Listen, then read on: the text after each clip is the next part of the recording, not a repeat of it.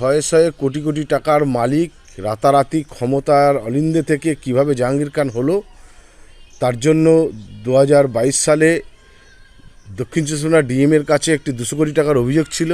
তার কোনো তদন্ত হয়নি। সেই অভিযোগকে আমরা তুলে ধরেছি প্রমাণসহ, কাগজপত্র সহ, এবং তার নামে বেনামে এবং তার ওয়াইফ সারিকা বিবির নামে, স্ত্রীর নামে যে শয়ে শয়ে বিঘে জমি, এই যে অগাধ জমির মালিক, তারা তো নিজেকে জমিদার ভাবতেন।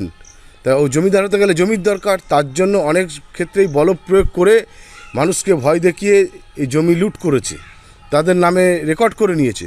এই রকম প্রায় 80-100 বিঘের জমির আমি রেকর্ড তথ্য সহকারে ফলতা থানা ইডির কাছে আমরা জমা দিয়েছি এফআইআর করবার সময়। এত টাকার মালিক হয়েছে, এত জমির মালিক কি করে হয়?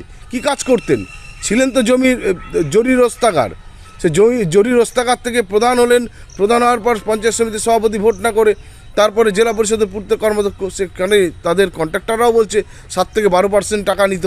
এই যে টাকাগুলো অবৈধভাবে উপার্জন করছে, করে বল প্রয়োগ করে, কারণ সবাই তো জমি স্বেচ্ছায় বিক্রি করে না, ক্ষমতার ভয় দেখিয়ে তাদের এই অবৈধভাবে জমি নিয়েছে, সবটা রেকর্ড করে উঠতে পারছে না, তাহলে ভুয়ো বেরিয়ে আসবে। অনেক সময় ভুল করে লিখিয়ে নিয়েছে, কিন্তু একটা রেকর্ড করতে গেলে, ডিট করতে গেলে তার যে আইন কানুন আছে সবটা মেনটেন করতে পারেনি, সব ধরা পড়ে যাচ্ছে এখন তদন্ত করলে। তার জন্যই আমরা বলেছি ফলতা থানাকে এবং ইডিকে যে আপনারা যথার্থ তদন্ত করুন, তদন্ত করে তার জন্য উপযুক্ত ব্যবস্থা নিন। তার মধ্যে তার যে বাড়িটা আছে 3 তলা, সেটাও অবৈধভাবে হয়েছে, সেটাও বাজেয়াপ্ত হবে।